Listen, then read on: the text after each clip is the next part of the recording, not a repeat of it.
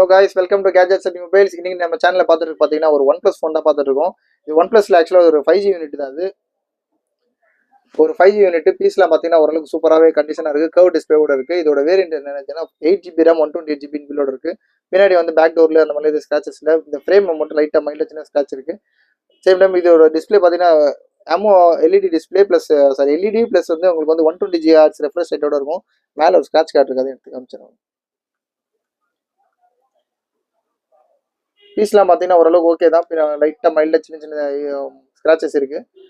இதோட ரேட் பார்த்தீங்கன்னா ரொம்ப லீஸ்ட்டாக தான் கொடுக்குறேன். ஆக்சுவலாக பார்த்தீங்கன்னா ஜஸ்ட் 16,500 16,500 ஒன் ப்ளஸ் 9 ப்ரோ.